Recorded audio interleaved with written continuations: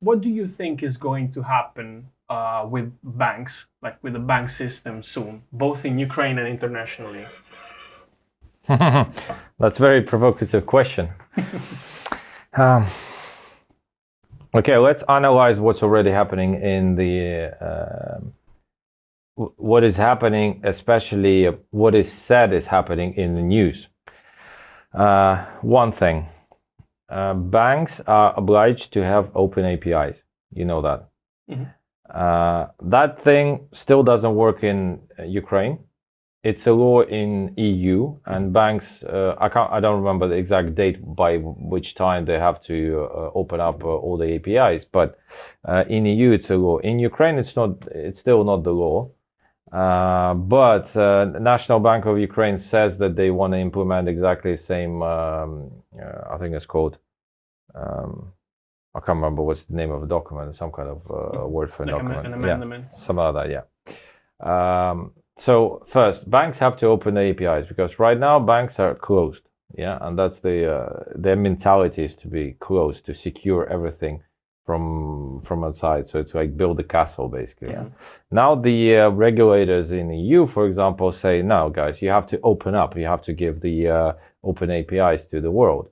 So the fintech can develop their applications, their services on top of your APIs. That's one thing. Why is it crucial for us? Because if you're running an exchange service, crypto to fiat, you need bank API. Well, unless you do cash. That's obvious. Of course.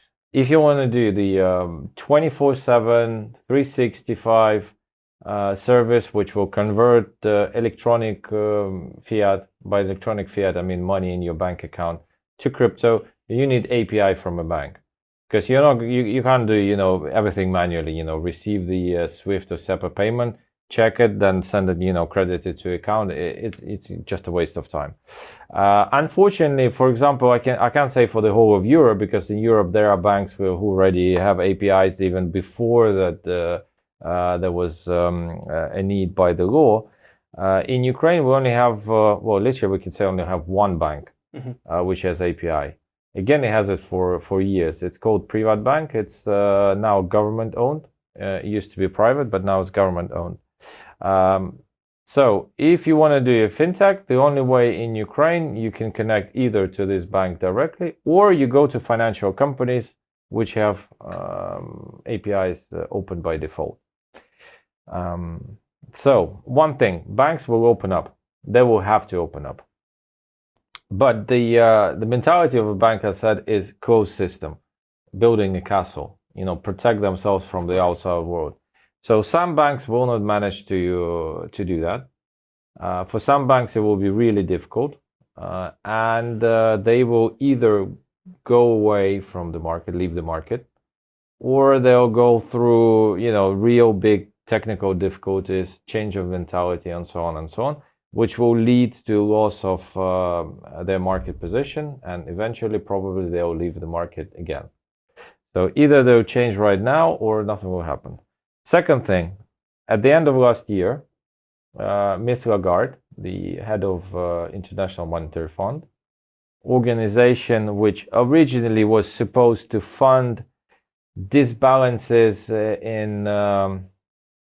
in countries' export-import accounts. Right now, they just finance. They do pretty much the same thing as the World Bank. They credit the countries, not just for the imbalances of import and export for any project. Ukraine is the same thing. So IMF is really, big player right now, not just because they have the money, because they have a political influence. So Ms. Lagarde, the head of IMF, at the end of last year in Singapore, she said that national banks in the world should look closely at the blockchain, and especially they should look at developing their own national cryptocurrencies. And that's very crucial for the banking system. Why? We had this dilemma for more than 2 years in Ukraine. 2 years ago, I persuaded the head of, at the time, National Bank of Ukraine, that we need to develop crypto hryvnia, the national cryptocurrency of Ukraine, in order to stimulate transactions, in order to stimulate economy, in order to have banking system which will work 24/7, not like now from 9 till 5.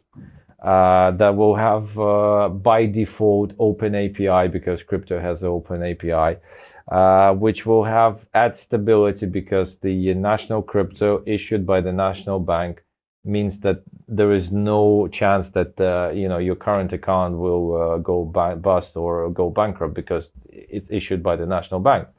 So the only case when your money can disappear is when the national bank disappears, but that's the extreme case. Of course.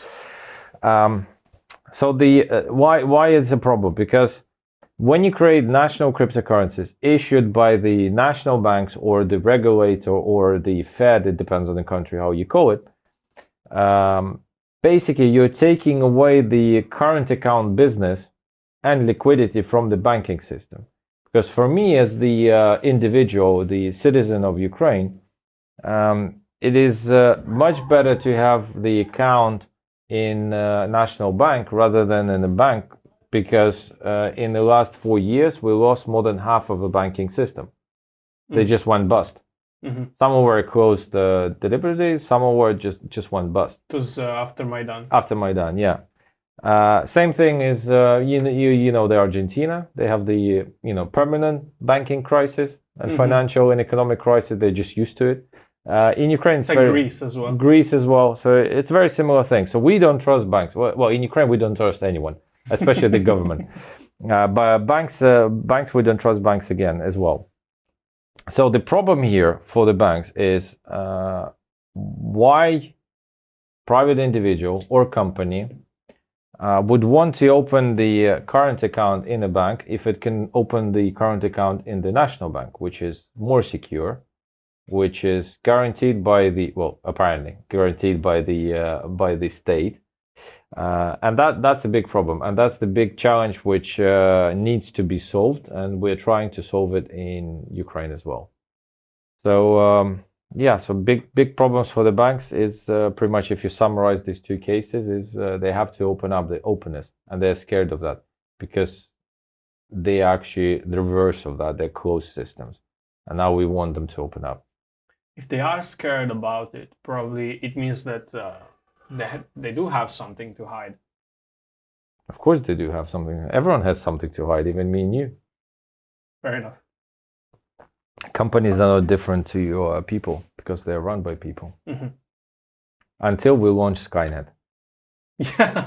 From the Terminator, not the project. Yeah. So on a related subject, more or less, you said that you are trying to persuading to push this electronic revenue. So the point of this is so that you can use it more. So on a related subject, how we convince people to use their electronic currency or cryptocurrency instead of just holding them in the wallet. What is like something that you would tell them to make them understand that it's not just about holding, but it has to be used? Well, if we are talking about Ukrainian case and stable coin called crypto hryvnia, which one is developed by National Bank. I said 2 years ago we launched that project. And in parallel, I also launched my own project, which is also called Crypto Hryvnia. Okay. So there is one state-owned project and one private-owned project. How you persuade? There is no need to persuade in Ukraine because national currency in Ukraine is not considered stable. In 2014, for example, $1 costed you 8 hryvnias. Right now, $1 costs you 27.5 hryvnias. You see how much it dropped, yeah. And if you look at the daily graphics of the hryvnia to Bitcoin, hryvnia to US dollar, it's pretty much volatile. So it goes up and down, and because it's a fiat. There are no many prospects of it growing, of hryvnia. We only see it will fall. Here, national cryptocurrency or privately owned cryptocurrency backed by hryvnia, I won't consider it a stable coin. I will consider it more of just a payment system, because there is no point hodling or holding it, because it just devaluates. So here it's just a system. It's just a payment system. Think of it as a payment system. So in countries other than US, EU, Switzerland, Japan, China, and British pound. That's the reserve currency. Australia, they don't really. Well, there is reserve currencies and there is the rest. So apart from the reserves currencies, the other currencies I won't consider stable coins. I won't consider them stable because they all fluctuate against the reserve currencies, especially US dollars. So you're saying in Ukraine it would be more of like a token kind of thing? It will be a token, which is designed to be more of a payment system rather than means of, hodling, savings. No, it's not about saving. It's about 24/7 API payments, mobile wallets, integrating into all kind of e-commerce services. And e-commerce is booming right now in Ukraine. So it's ideal solution for e-commerce. Why? Because first, they understand the API. Secondly, it's open source, and we know that it's decentralized. Thirdly, commissions, because right now e-commerce pays up to 2% commission for acquiring Visa, MasterCard. With the electronic hryvnia, there will be zero commission. So for them, and when you have the billions of dollars worth of trades, and 2% is a lot of money. It's a lot of money, yeah. So for them, it will be easy to persuade why they need the crypto hryvnia. For people, also easy to persuade because it's alternative to their bank, and which they don't trust already. They don't trust already, exactly. And thirdly, because it's developed by my team, and in my portfolio, I have the exchange. Exchange would be the first place where the crypto hryvnia will be accepted. So if you want to, deposit money to the exchange, you can do it either using the Visa Master, and you have to pay a fee for that, or you can use crypto hryvnia, where the fee would be much less, of course, close to zero. You just mentioned decentralization. So, what are your thoughts about decentralization, and in general, so why it's important, why we should achieve it or not, and which coin do you think that right now, I know that you have your favorite coin is Bitcoin, and the altcoins, they are a bit more like on a corner there, but which one do you think is actually, for real, the most decentralized one? It's definitely not Bitcoin. It's not EOS. To be honest, the only cryptocurrencies, not the tokens, cryptocurrencies that I look at are Bitcoin, Ether, and EOS, because it was in the news. But I don't consider it a really good project at the moment, because I see a lot of problems with it, both with decentralization and with the actual system, how it works, how easy or difficult it is for regular people. So we're only left with the two, Bitcoin, Ether. Obviously, Ether is more decentralized because of the ability to mine on GPUs rather than ASICs, and GPU is widely available. But considering the position that Vitalik Buterin has, and the DAO, everything that happened, a person could think that is not really decentralized, because if he can decide, you mean proof of Vitalik? Yeah, like, is it really decentralized? And in that sense, like, if one guy can decide good or bad of something, like, let's say that I'm America and I want to declare war to somebody else, and I want to do a trade in Ether, and that trade, Mr. Vitalik is not okay with that. Okay, I don't see any other projects which are suitable right now.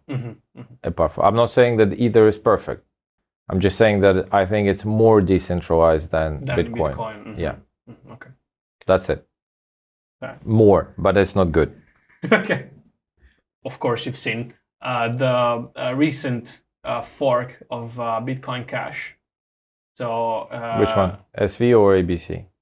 Both of them. So they forked, and ABC was winning. I was following it by the minute because I was hoping as well that it would have been like doubled. And Bitmain was influencing a lot this fork. We saw like petahash going just like this from one side to the other. And now Bitmain is more or less bankrupt, kind of. So probably it wasn't really a good investment. What do you think about these two forks? And are you going to implement in Kuna, if you didn't already, one of the two or both? Well, we had the BCH before the fork, and we still have BCH as ABC. As ABC because it's a mainnet. And with the regards what I think about the fork of BCH, 3 words: I don't care. Fair enough. Because like, I mean, from one side, the SV shows that the miners, like smaller miners, kind of won. Because if you're able to still keep SV after Bitmain, which is like was or still is probably a really powerful company, if you manage to still keep your SV, probably it was a good project. Is the SV still alive?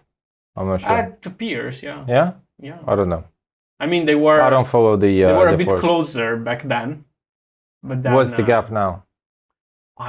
At the moment, I don't know because it's like because you don't care as well. Yeah, it's next question. Forget about the BCH. And I should, because I invested like 20 Zcash on that when Zcash were a bit higher than that. Now we are just crying because it's 46 euros. So yeah, but still, we were doing our research for the interview, and we saw other of your interviews, and in one of them, you said that in general, like cryptocurrency, it's as a market is like the Wild West. It was a while ago. So have your thoughts changed about it, or are you in favor for example, of regulamentations about cryptocurrency? So you want some kind of laws, like better laws? Or are you a bit more of a crypto anarchist? I'm closer to the anarchist in this part than to having everything regulated. But I still think that we need clear and very simple rules of the game. Because right now what I see, because we don't have any rules, you can have your account blocked on Binance or Bitfinex or Stamp on Coinbase without the answers why. And you can guess whether the crypto transaction was dirty. By that I mean the crypto came from darknet or somewhere, or stolen for some reason. You never know, especially if you're buying Bitcoin first in the OTC market or unregulated OTC markets and so on and so on. So yeah, because we don't have the rules of the games, that kind of things happen. Second thing, we have by we I mean the exchanges. We have the biggest problem is the banking sector. By that I mean opening the bank account and then maintaining the bank account. So that's really tough thing again, because we don't have the clear position of the banking regulator, whether it's okay or not okay, how we should engage them. So pretty much every single exchange has the personal deal with the bank where they agree on terms of the let's call it engagement between them.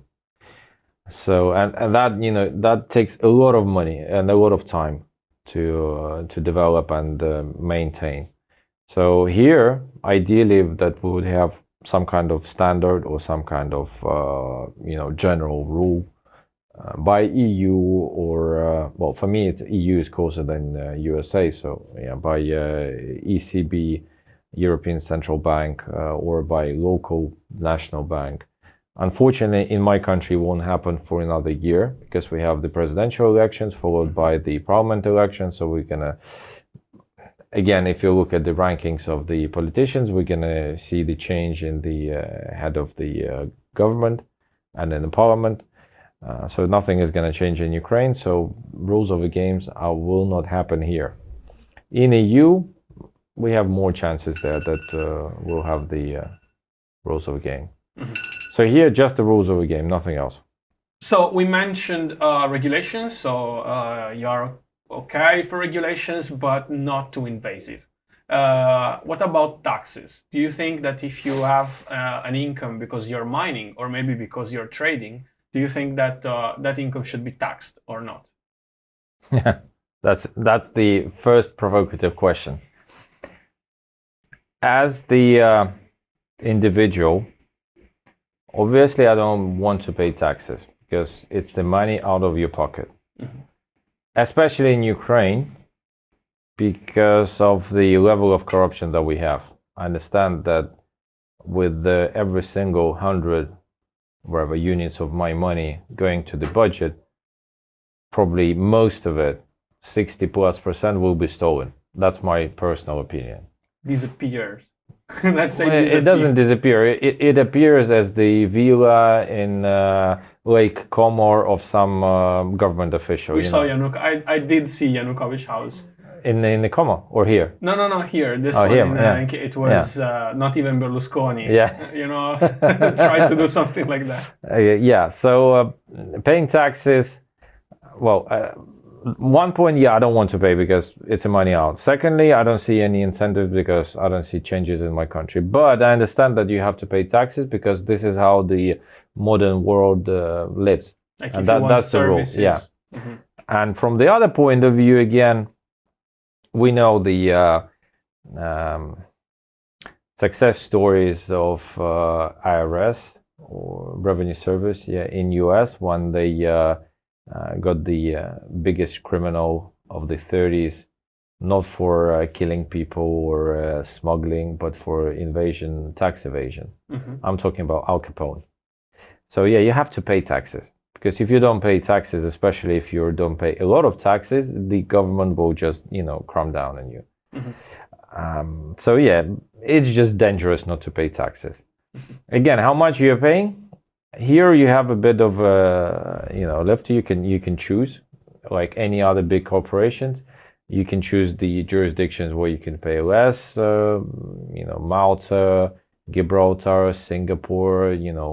BVI, Luxembourg, Cyprus is considered still to be a low tax countries.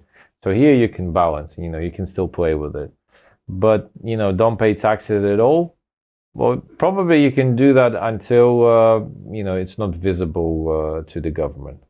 But at a certain level, depends on the country what kind of level it is. It will come. It will come, yeah. But if you're miner and you have like rig on your balcony and you're earning $1,000 per. Well, I mean, if you're lucky, if you earn from a rig, $1,000, yeah. So yeah, mm-hmm. Just nothing, yeah. Mm-hmm. Do you think that it will work retroactively? So once they say, okay, from now on, you have to pay taxes on cryptocurrency as well. Do you think it's going to be retroactive? Again, I was in the group in Ukraine as the president of Blockchain Association of Ukraine, which developed the law in crypto law in Ukraine. Mm-hmm. Again, the key point here was taxes. Personal taxes, VAT, corporate taxes. So 3 taxes. Because the rest is easy. First, you have to decide how to tax or not to tax. So pretty much in every single country, it's your personal responsibility to pay taxes. And you decide whether you want to break the law or you go with the law. It's up to you. Mm-hmm. No one is forcing you like physically. Yeah, going back will be impossible, I think, but you can only go forward. Mm-hmm. So here, my position, if I would be in charge of the country, let's call it that way, instead of pushing people to pay, I would create incentives for people to pay. Because I think that's how the modern world lives and survives. You can't just push everyone. You have to use a lot of manpower for that. And ideal example of that is right now probably Venezuela, where they're they show how the government can push. And it's not scalable. It's incredibly expensive. From first of all, people lose their lives, a lot of dead people. Secondly, a lot of people end up in the hospitals. A lot of people end up in a jail. Waste of government money, because you have to pay money to these policemen who protect your regime. So Maidan showed that that's the way to nowhere. So you have to create incentives rather than pushing. You have to pull. Mm-hmm. That's my opinion. With the crypto as well, create very simple rules. So for you, it's easier to pay than not to pay. In that case, you'll pay. Of course. And if you would be in charge, because it's this volatile, when you have to pay taxes on your income, how can you define how much is that? Maybe in fiat? Very easy. You only pay taxes when you convert to fiat. That's it, and you pay from the fiat part. Because it is the money that you actually have in that moment. Exactly. Of the year. And that's the case we used in Ukraine. Mm-hmm. So you don't have to pay taxes, no taxes whatsoever in crypto. Mm-hmm. But when you convert crypto to fiat, and you send that fiat to your bank account, that's the moment when you're obliged to pay the tax. Okay, so until it's still a cryptocurrency, you don't pay taxes on it. Nope. At least now. It's not enforceable. How can someone make me pay taxes in crypto? How? Physically? Yeah, unless we go in that future where crypto is going to be. No, I get. How? You can't enforce it again. You have to physically catch me and physically break my fingers so I can give you the private keys of my Bitcoin wallet to take my Bitcoins. So that's the only way. And you didn't go that far off from this. I remember last time you told me about your experience. I'm an experienced guy in this point of view, yeah. But my fingers are okay. Cool. You're lucky then. Yeah, because I'm wearing shoes, yeah. You never know. So in Europe we have KYC, AML. How come, from a European perspective, how come in Ukraine it's not needed? First of all, no one told us that we have to do anything. Mm-hmm. Secondly, we ourselves as a community, as the association, created the law from scratch, brought it to the parliament. Parliament didn't vote for that. So I think it's not my responsibility to create rules of the game for this country. Secondly, government still doesn't understand how to do that. They still don't understand the market. Thirdly, we don't work with the payment systems which require AML KYC. For example, we don't have deposits or withdrawal to the bank account directly, like in Europe. Mm-hmm. So in Europe, you have a bank account, you send the SEPA transaction, transfer. And in order to do that, you need to be verified on the exchange, and you have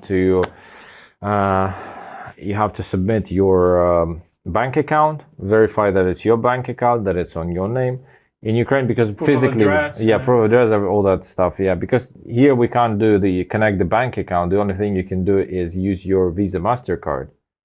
And in Ukraine, by default, all Visa MasterCards are verified. Okay. So here we're just saying to government, listen, if you want to do AML KYC, here's the bank account number, and we don't store it, it's stored in the financial company which works with us. So if you need to know what exactly this client did, go to financial company, which is already has all AML KYCs done for us. So we don't need to do that. So we only work with the crypto. Do you think it's your system is applicable in for instance, in EU? No, I don't think so. Mm-hmm. But why is that?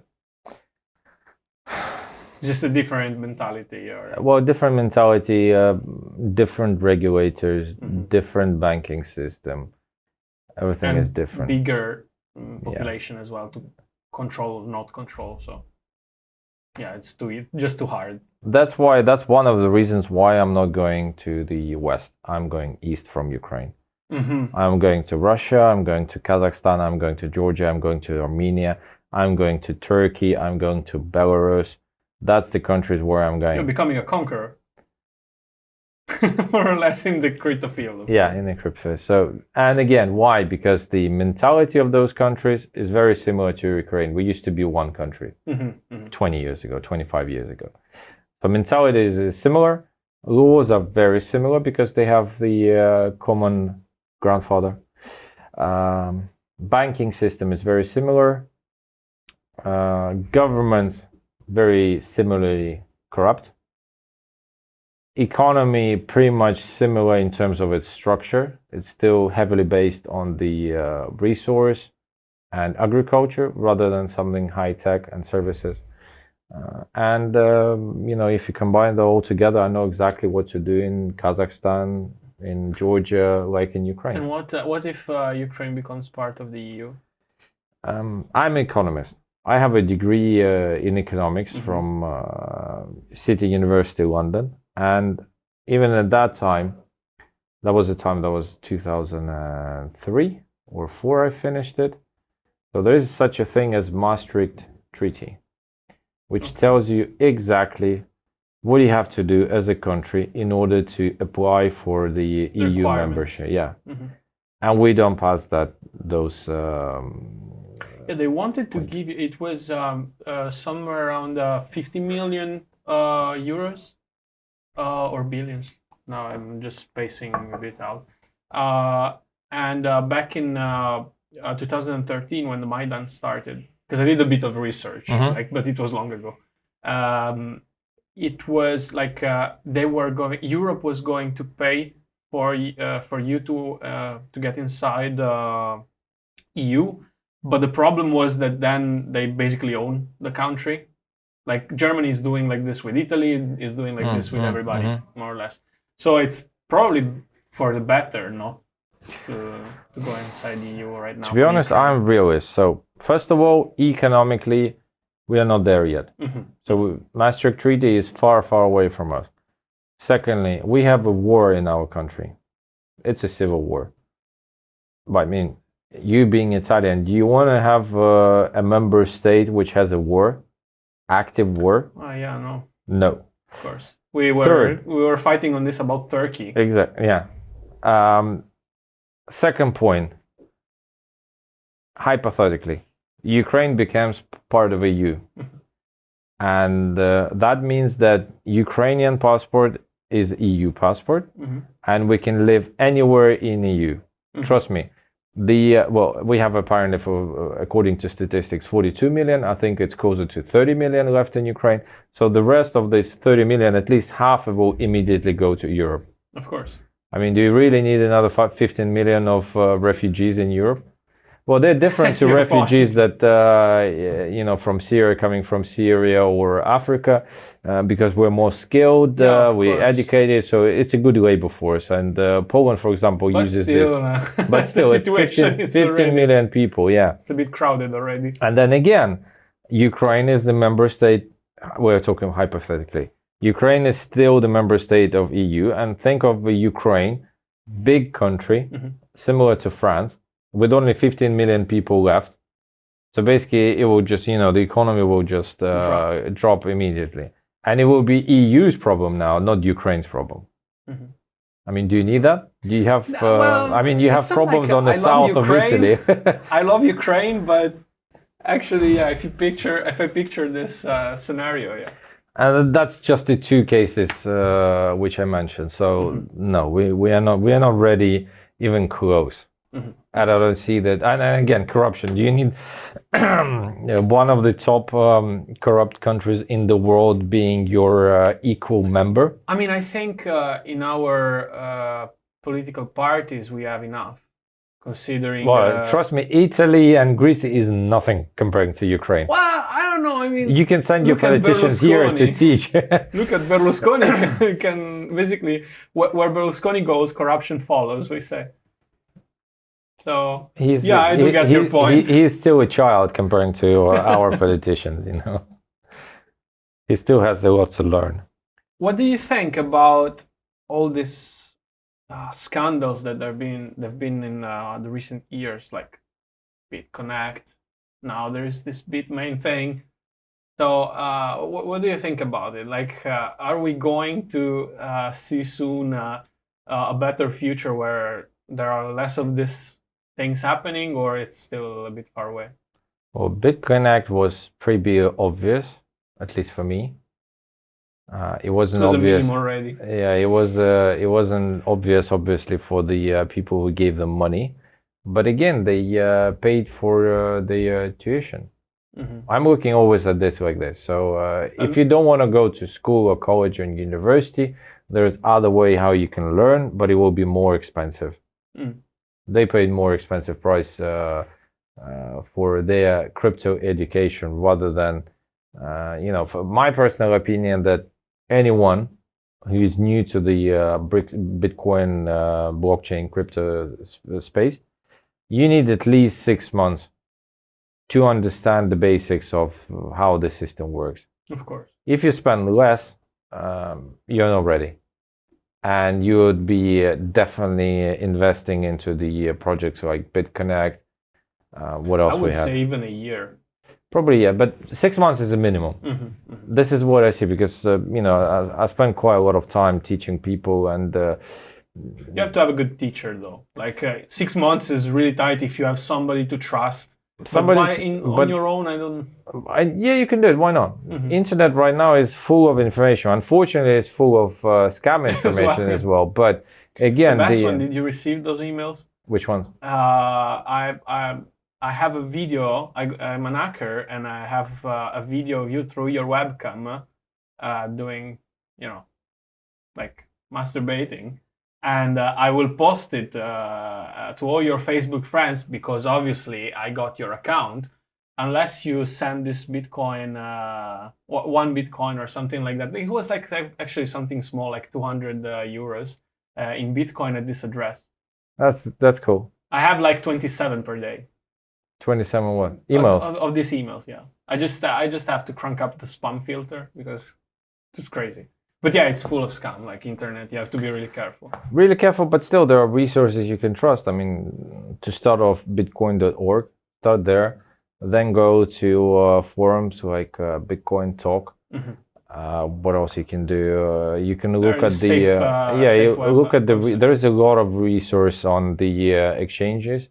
Go to Bitfinex, go to Binance. They have a lot of Wiki. Then the people you can trust probably. I'm a personal fan of Andreas Antonopoulos. He's really cool. He's talking about more advanced things, but if you go through the bitcoin.org, you'll be at the novice level, and you could go to Antonopoulos videos. You can buy his books. There's tons of books available right now, so read them rather than read the internet. Read books. You have to like put effort into it. It's not something exactly. And then that's the theory, and then you have to go to practice. I suggest that you don't spend more than 100 euros or dollars for your practice lessons, because you're most likely that you'll lose $100 or euros. So use them. Try to buy Bitcoin. Try to sell Bitcoin. Try to withdraw it. Try to exchange it to fiat again. Send it to your bank account, to your card. See where the verification. See where the commissions. See how it works, and it's only 100. Anyone can afford spending 100 euros on your education. Because in Europe, I mean, if I remember my university times, Pretty much every single book was like that thick, and it costed about 100 euros, 60 pounds, as I remember. Yeah, right in now. Italy is pretty much Same the thing. same. As a founder and of Kuna, and not only Kuna, what is your day like? What is your daily routine? Monday, Wednesday, Friday. First half of the day I spend in the gym. It's basically I devote that time for myself and just myself. So I go to the gym, then I go to the spa. I have time to think of something personal or something global. That's the time when I leave my phone in the locker, and I know that no one will be calling me. I can relax. I can think. Go offline. Meditate. So that's 3 times per day. Then I go to the office. I usually start the day with the meeting with the board members. By board members, I mean the heads of the departments and the heads of the project. So we go through the meeting, and then probably half of the day I would spend meeting with someone. A lot of people want to meet. I'm one of them. And the rest of the time I spend doing some strategic work. So right now I spend probably 5 to 10% of all my time on operations. Most of the time I spend on strategic things. So I'm happy that I have a team which I can rely on, and they do all the operational things. It's been tough to find them, no? I had to grow them. It's impossible. In most of the cases, it's impossible to find them. You have to grow them. So that's what it is. Because you have your really precise vision, and takes time. It takes time. And again, really capable people, they usually start their own projects. So that's why it's really difficult to find them, because you have to, find really distinct motivation for them. I mean, if you can, do your own business, why you should work for me? Of course. So either you propose them something that they can achieve themselves right now, or they do their own business. Of course. So that's why it's easier to grow. But then you have a problem. You need to somehow, keep them. Yeah, of your course. company. Yeah, that's the other. But that's the life. It's okay. And Tuesday, Thursday, I come to the office 9 o'clock. Okay, and you just full on all day. Full on, yeah. What about the weekends? I try not to work on the weekends. Sunday is 100% family time. I was waiting for that. Yeah. So my family is really strict on that rule. Non-negotiable. It's like Casey Neistat. Yeah. Casey Neistat did a video about this because he had just had the baby, a second one, and he was saying because he has this routine, like military routine, wake up at 4, blah blah blah, and do everything else. And he was saying from was it something like from 6:30 until 10:30, it's non-negotiable family time. And you need that, don't you? So for me, that's Sunday. Evenings of middays, sometimes, I tend to come home at least, I try to come earlier than 9 o'clock in the evening, but it's not always the case. But yeah, and Saturday, it's more of a strategic day. So either I do something for myself, something fun, or I do something strategic. So I meet with the people I need to meet, but I don't have time during the day, or I gather my team and we do something together. So that's like team building. Or in some festivity, you go to drop inside the ice. Oh, we dive, yeah. With the Bitcoin. We're going to have, if you're going to share it with me, we're going to have a video now showing. No problem. Because it was really cool. Okay. So you said in an interview that you don't use and you never used Reddit. Never used it. Why? Why should I? I don't know. I mean, it's something that it's like, one of these kind of things. You are in cryptocurrency, you are on Reddit, or you are a public person, you have to have Facebook. It's one of these things. It's like reading news on Medium. I mean, I don't have to. Mm-hmm. I don't see any. It's a good tool, though, no? Maybe, but I don't. I just don't need it. I don't know. Maybe. Okay, fine. And first of all, I've been a few times on the Reddit, just as a visitor.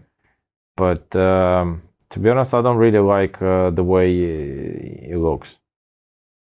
Like the layout. Yeah, the layout, these threads and everything. It's a bit messy, isn't it? Messy and a bit of back to the beginning of 2000s. Yeah, it is a bit like Yahoo Answers. Yeah, Yahoo Answers or Craigslist, something like that. So okay, fair enough. Is there something you're reading now? Some books, some like we have this kind of imaginary of CEO, I'm reading crazy CEO. 2 books reading at the moment. One, I'm rereading the book called. It's called in Russian. It's called "Исповедь экономического убийцы." It's Confession of Economic Killer. I think it's called that way. Sounds interesting.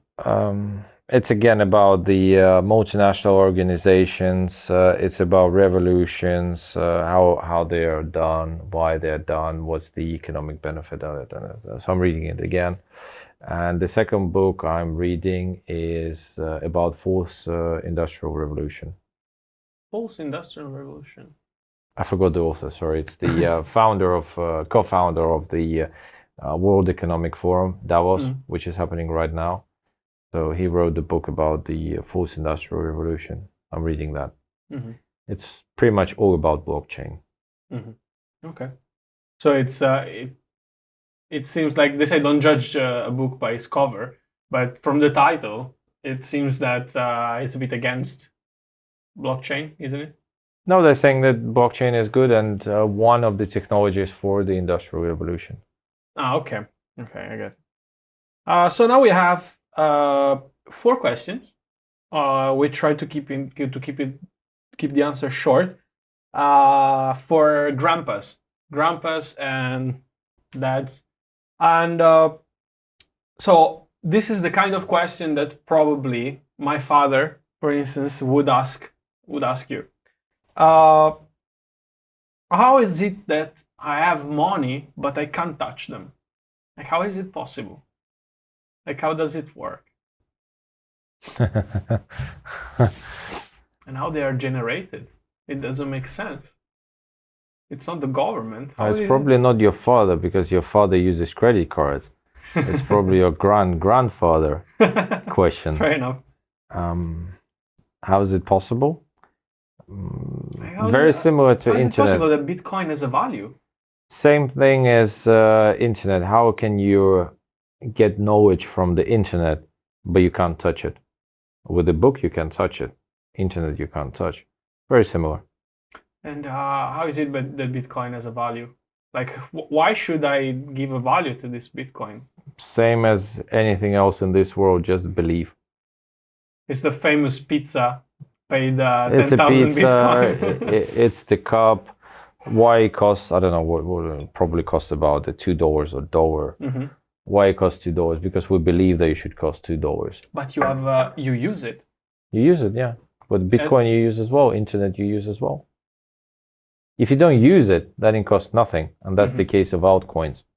That's why it don't cost anything. Let's put it another way. At the beginning, why it started to get value? Is it really from that pizza time at Domino's?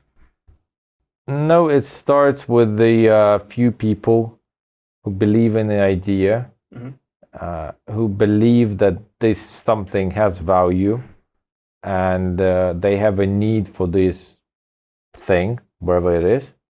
And it starts with the at least 2 people. Then 2 people very, very soon becomes 10 people. 10 people become 100 people. Yeah, and it just goes up and up and up. Same thing.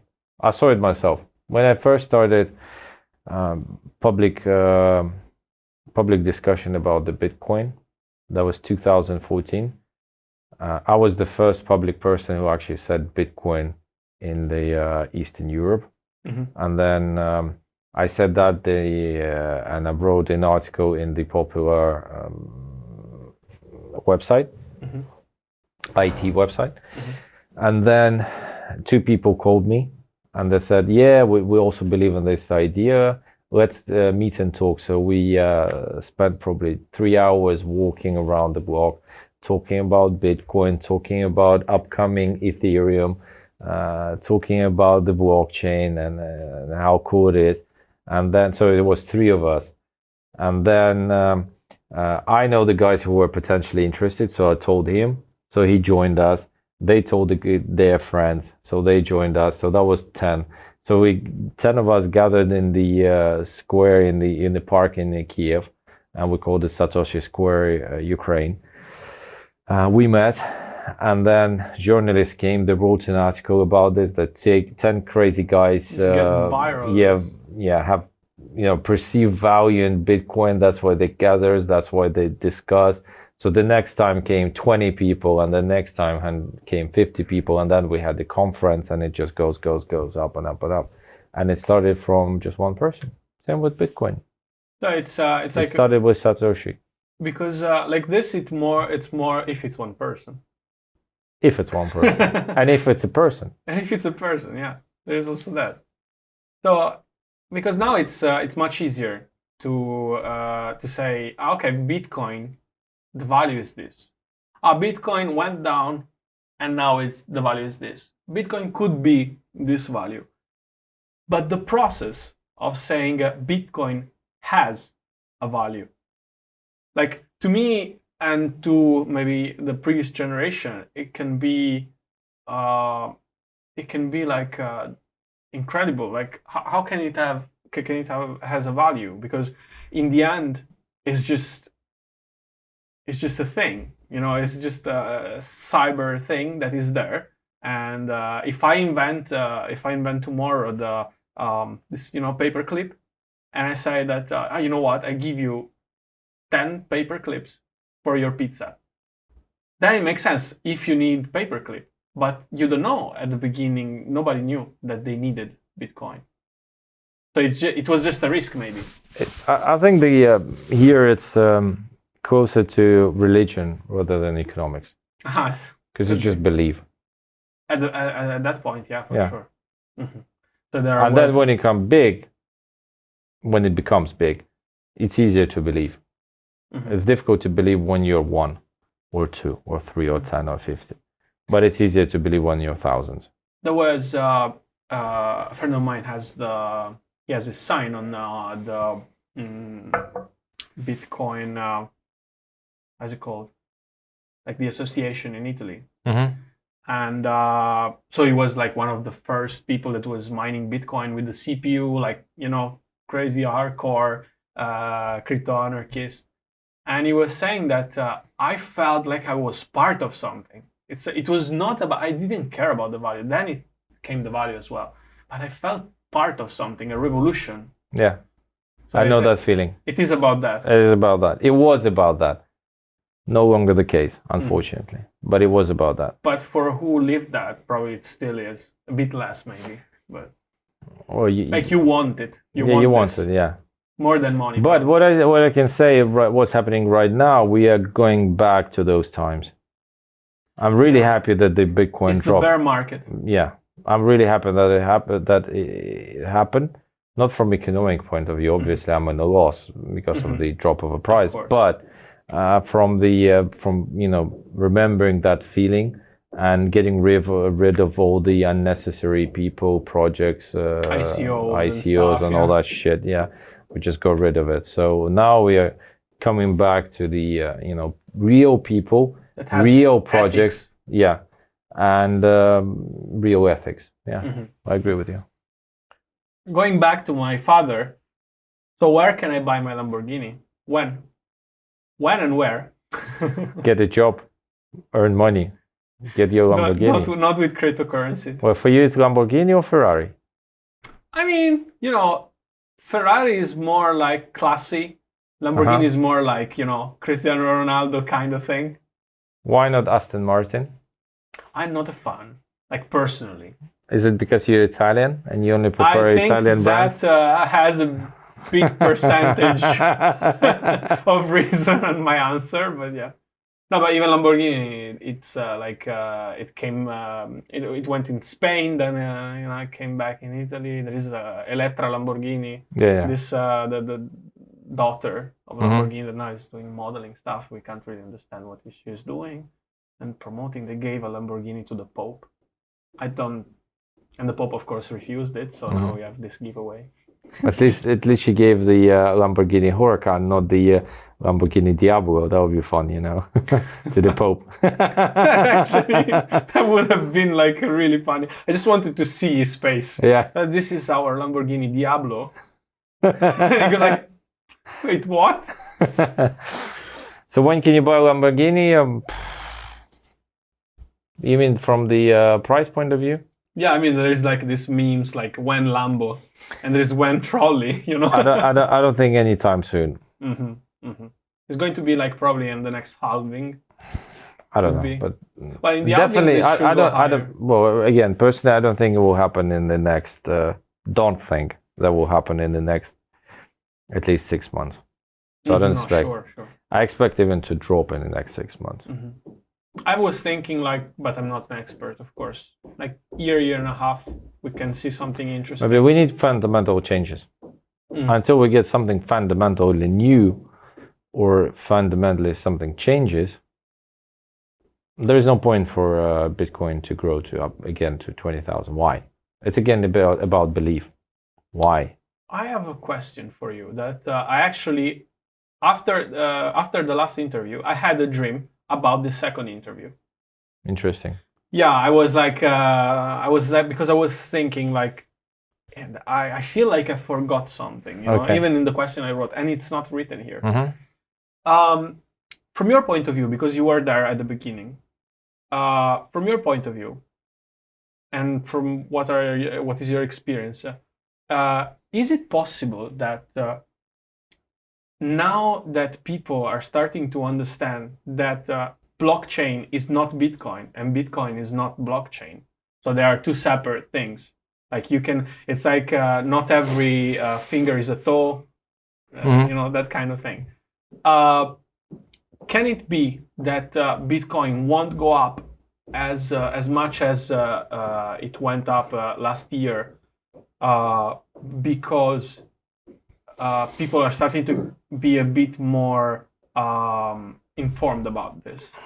So they're like saying, okay, this blockchain thing is really cool, and they like blockchain, not necessarily Bitcoin.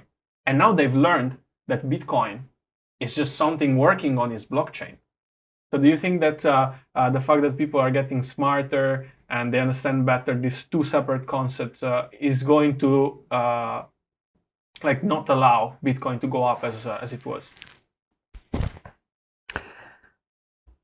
Very good question. Again, because I was there when it was happening, part of this small club. I personally think that the reason why we saw 20,000 is because instead of saying Bitcoin, Bitcoin, Bitcoin, approximately in the mid 2016, we started saying blockchain and substituted for Bitcoin. So we started to say blockchain more than the Bitcoin. It's semantics. Yeah, and the reason for that was we needed the mass adoption. At that time, general market, especially banking system and governments, and they are still ruling the world. They were very skeptic. They were, I can say, scared at some point. Obviously they were not scared, but worried. They were worried. The good word is worried about the Bitcoin because they couldn't understand it. And at that time, in order to get the mass adoption, we needed to substitute the word Bitcoin to blockchain. It was a marketing choice. Yeah, it's a marketing thing. So we said, no, forget about Bitcoin, blockchain. Blockchain is good.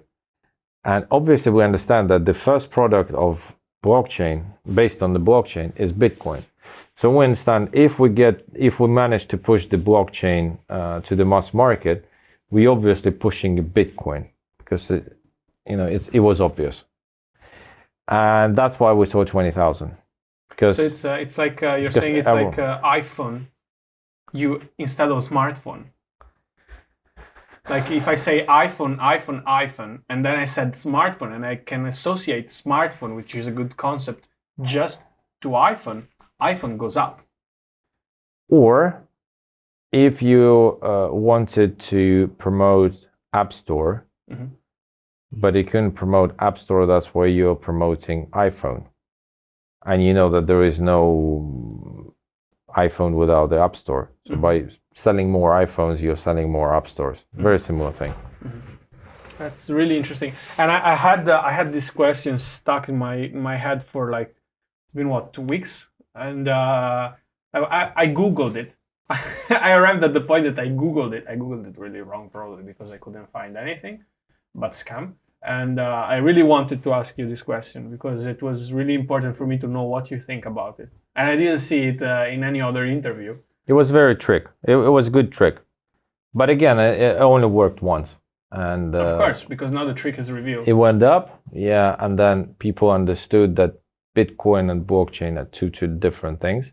A lot of projects, apart from Bitcoin, were launched, and they were launched based on the blockchain technology. So in end of 2017, pretty much everyone realized that blockchain is not only about Bitcoin. It's about R3. It's not even just about cryptocurrency, like in general. Yeah, that's what I'm saying. It's about R3. It's about Hyperledger. It's about all the other cryptocurrencies. Now we have a blockchain in Italy, but actually it's France because Carrefour. I don't know if you know the brand. Yeah, obviously. Retailer. Yeah, I didn't see it here, by the way. No. They have this chicken blockchain. So you can see where the chicken was born, what they fed him with, what supply chain. I got it. Supply chain network. But, isn't it like? Is it? You can still manipulate it. Like no, it's just data in the end. Like once it's there, of course. But if I take this meat that I just brought here with a truck, and I said, oh well, guess what? This one was born here. Is it really the need to put it on the blockchain? I don't know exactly how that system works, but yeah, you can. Well, there is always space for manipulation, pretty much in any project. It's marketing again. Marketing, yeah, good marketing. Going back from the grandpa or father question. So, but why should I choose crypto instead of a fiat currency? I know fiat currency. I trust fiat currency for some reason that. I don't understand personally as a 27 years old why you should trust fiat currency. But in general, like why? Why do I need it?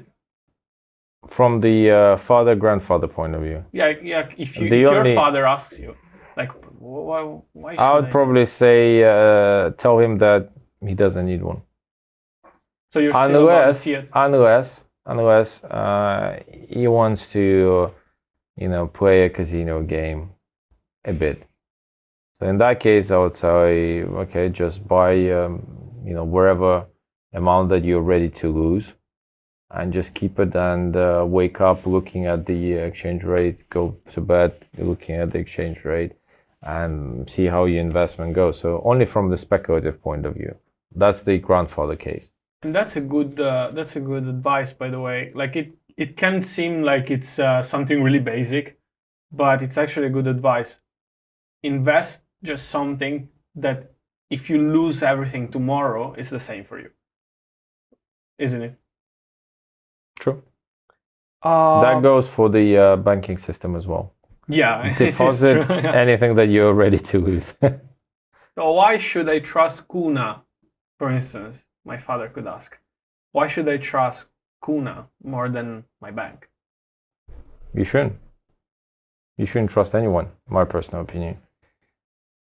You could use Kuna if your father is Ukrainian and he's using he can use his Visa MasterCard, or he's Russian and he can use Russian methods, or he's from Kazakhstan or all the ex-UC countries. Yeah, in that case, he could use my exchange in order to buy or sell crypto so he can do it easily without the AML KYC, and the whole process would take probably 30 minutes, including the transaction times, and he'll get money immediately on his bank card, and that'll be the cheapest way to do it.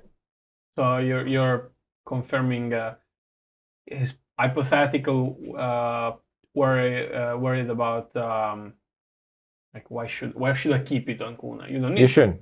I mean, I fully support the idea back from January 3rd that we should proof of reserves. So you should know proof of keys. Yeah. I don't think that people should hold crypto on the exchange unless they are actively trading. And that's the message even to my customers. Don't keep your Bitcoins or crypto on my exchange because it's a centralized thing. Anything can happen. So also we can say also that it's better for you if there are more movements than holding, because the holding doesn't really actually is worse for the business if they're holding than if they're continuously moving them. True. Just to give another point of view. Okay, I have really one last question that is arguably not a question, and I don't know if you ever got this question on other interviews, but is there a question you would like to be asked that we didn't? No, really. Really, we covered it. It was really long. Okay, so I thank you really a lot for your time, because I know how much valuable it is. And guys, he is one of the most important, probably the most important person in Ukraine, and probably also in the Middle East, Europe, and not only Europe, for cryptocurrency. So thanks a lot, really. If you have the chance, guys, I totally support the blockchain hub. It's a really cool place, and they have also a videographer here that is not appearing, but he is there on the chair. So if he will be so kind to send me some of the footage from the place here, I'm glad to show it around. And if you are in Kyiv, just always even come here. Always welcome. Blockchainhub.1. Come. And they have. I'll introduce you to the local community. Yeah. They have an amazing thing. I can say that. They have an amazing bar here. We always have what to drink. And also, you sell also hardware here. I saw. Like they have the coolest T-shirt ever. Like, I can say that. So yeah. Merchandise. Yeah, we have that as well. Books and merchandise. So please, if you're around, definitely come here. Blockchain Hub here in Kyiv. Thanks a lot. Thank you.